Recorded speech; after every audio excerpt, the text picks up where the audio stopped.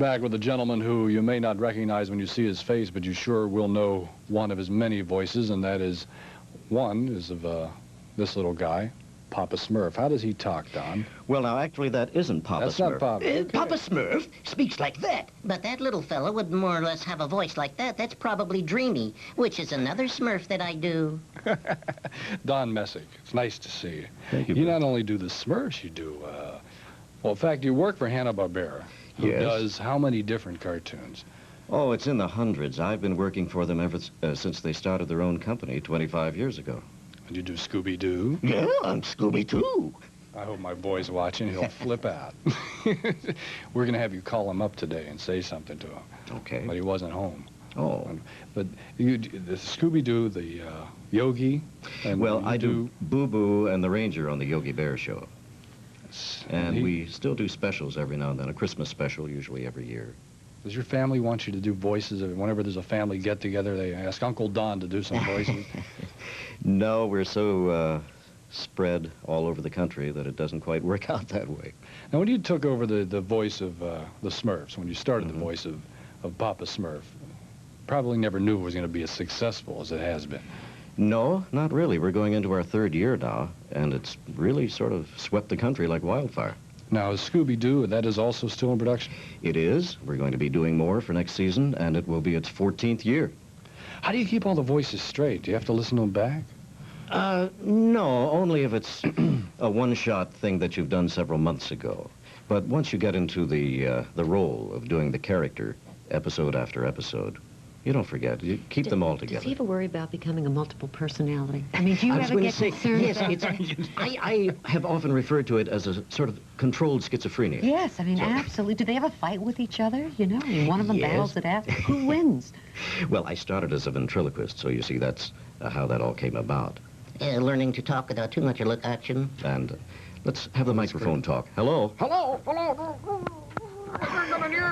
Okay. You did the voice of Bam Bam in the Flintstones. Yes, that's right. Bam, bam. Oh, go to picky. That's about the extent of his dialogue, was that. Do you have to audition with the people at Hanna-Barbera for the voices? Mhm. Or do you come up with suggestions for them?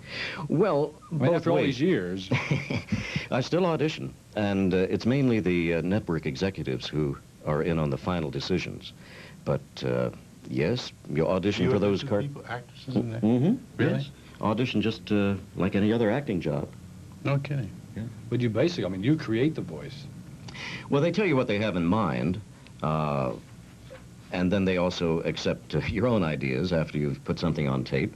So you have 3 or 4 takes, and then it's all boiled down to the final decision by the network people, those in charge, the authorities there. You know, my wife 10 years ago went for an audition in Hanna-Barbera and didn't make it, man. Well, I'll speak to them about that. There's a wonderful plot that's brewing right here. Remember Gaslight, that George Yeah. Brent film? Can you imagine what he could do to his wife?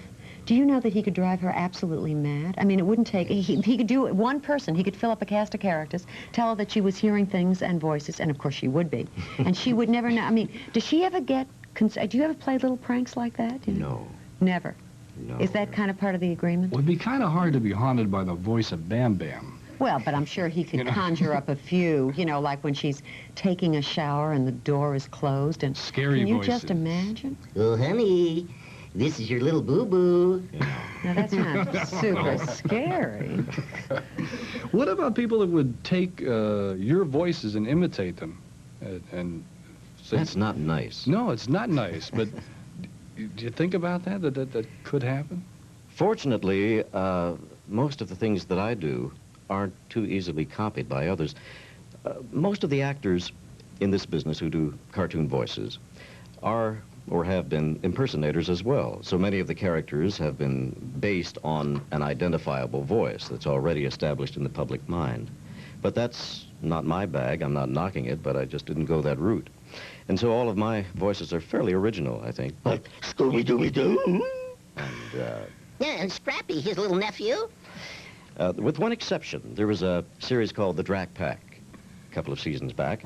And I was told one of the henchmen to the villain, and of course, that's a very familiar type of voice. The old Peter Lorre thing. Lorre, sure. But I enjoyed that. Yeah. What age did you realize that you could do all this stuff? About 12 and a half, my voice started to change, and I discovered I had a second voice, and so I figured I might as well do something constructive with it.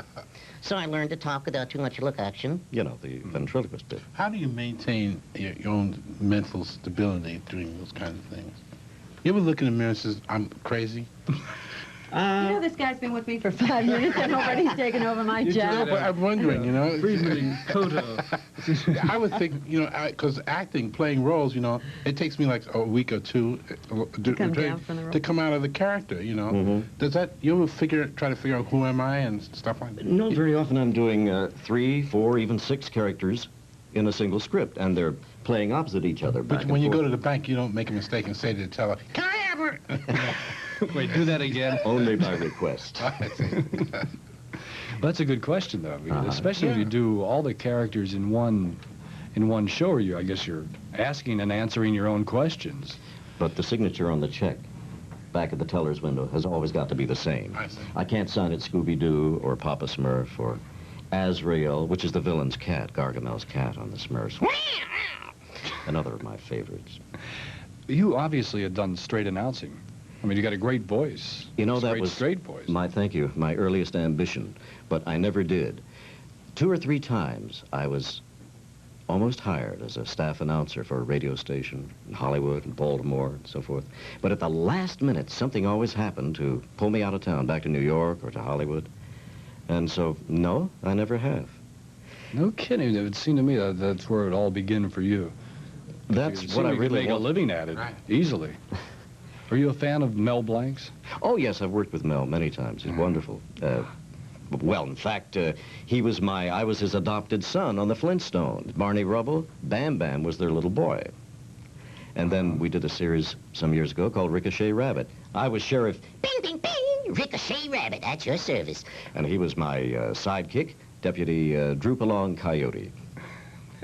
We have a clip from the Smurfs, Huh. and now we're going to see the characters do the voice of Don.